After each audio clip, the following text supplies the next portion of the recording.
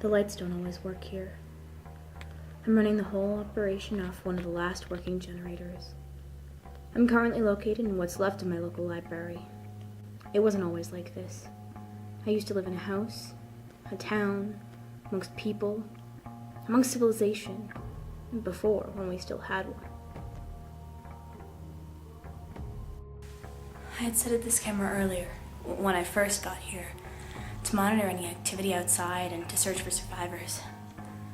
It hasn't been turned on in a while. Until now. The world's a mess.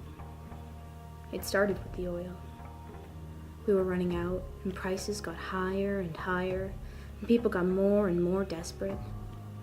Wars were waged, lands were ransacked, and everyone was trying to find the oil they just knew had to be there somewhere.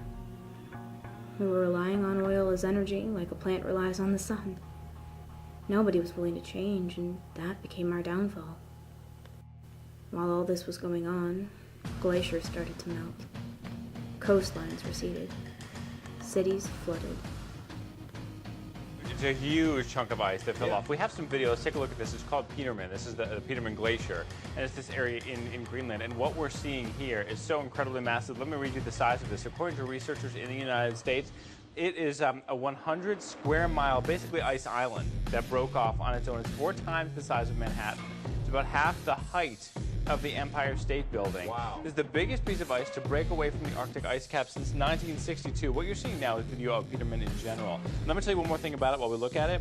They're saying that the fresh water stored in this ice island could keep the Delaware or Hudson rivers flowing for more than 2 years. Could also keep all U.S. public tap water flowing for 120 days. Maybe if people had been less reluctant to use alternative energy, then our dependence on oil wouldn't have come about. We could have started using more solar energy, more wind farms, stepping away from the dependence that ultimately destroyed us.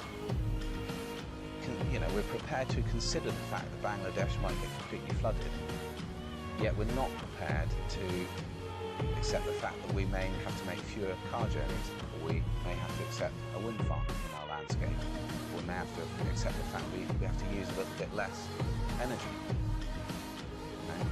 But we're quite prepared to accept the fact that sea level may rise, and that you know, Bangladesh may get flooded, or that vast parts of Africa will become completely uninhabitable.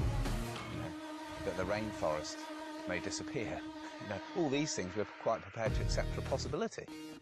But crumbs, if you're telling me that the value of my house might go down by £10,000, forget it. It didn't have to be like this. We could have done something. We could have saved ourselves, but we chose to let the world fall apart. I'm not making this so that we can salvage what little we have left.